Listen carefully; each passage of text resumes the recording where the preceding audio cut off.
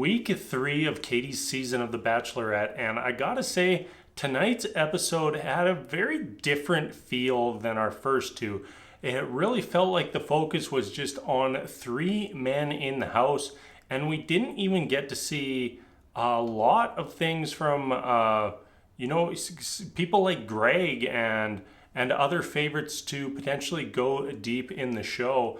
They like Greg and Andrew weren't even part of the episode, which was very bizarre to me. We started out with that rose ceremony, the closing end of the rose ceremony, anyways, where the house had gone into a tailspin after Karl started making false accusations to get in Katie's good graces. But thankfully, Mike P stood up and said, like, hey, just so you know, the house thinks Karl is full of crap and we think he should be sent home.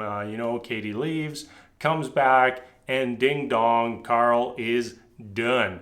And that felt really good. On past seasons, he's going to get the producer pass. You just know it. Like, even Katie said, I was planning on giving him a rose tonight.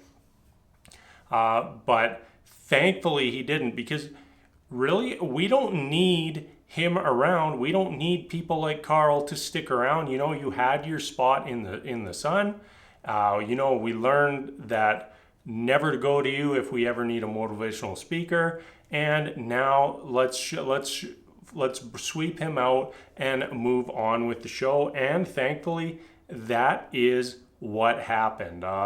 John also went home, but besides that, I don't even remember the other guys who left. So we're still at a point where there's guys in the house that really have had little to no screen time. And, I prefer it that way because I want to focus more on the serious relationships, and I want to focus on Katie actually finding love. All right, we're done talking about Karl, so let's jump over to Thomas. He seems to be the new villain of the house, and it's pretty well deserved. He put a lot of effort into earning that title this week, and it started off in the trust circle date where everyone was really, bearing their heart and talking about some very deep and emotional things, specifically like Connor talking about having an issue with drinking and some of the horrible things he had done while drunk. And then we cut over to Thomas, who starts talking about how he came on the show for the wrong reasons and saying things like how he's got all these red flags and whatnot, but now he's truly here for love. And it just it was like, well, this would be an opportunity for you to talk about those red flags, Thomas, not just mention it and then move on to talking about how much you're in love with Katie, even though it's only week 3.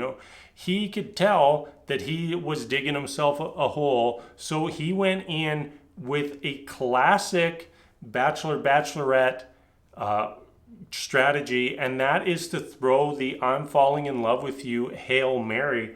And it almost looked like it was going to work after he had his time with Katie and totally floundered, and then he comes and he interrupts Aaron, which we already know, that's probably the worst person in the house to interrupt, because Aaron is going to go towards conflict and not away. But then he throws the "I'm falling in love with you" Hail Mary, and it just felt like way too forced. And then later in the episode, we have him straight up admit that he wanted to be the Bachelor, and that was part of the reason he came on the show. And I'm just sitting there thinking, you know what? A surefire way to make sure that you're not going to be the lead is to say that you want to be the lead while you're on the show. That is just totally showing that you're there for the wrong reasons. And hopefully that next week will be the end of the Thomas saga. Thankfully, Katie has shut down a lot of these problems very early on. We saw Cody go home, we saw Karl go home, and now next week, let's send Thomas packing. As I mentioned, Connor B, he did get the rose on the date, so he's at least deserving of a mention. But let's move on to the real winner of this week, and that is Michael. Before this episode started, I was kind of thinking about who I was kind of guessing as the top four. I had obviously Greg, I put Andrew in there, put Mike P, and I had a little bit of a wild card with Michael as my fourth.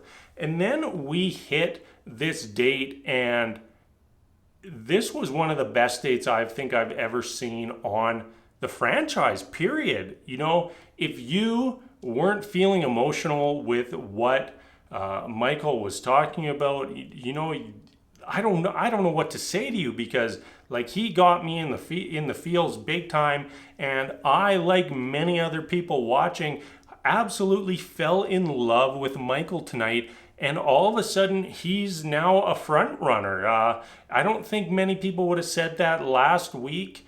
I just had this good feeling about him, and I feel even better about that now, especially with just seeing how he is as a person. He seems so kind, so nice, so genuine, that you just have a hard time not falling in love with him watching him on your screens.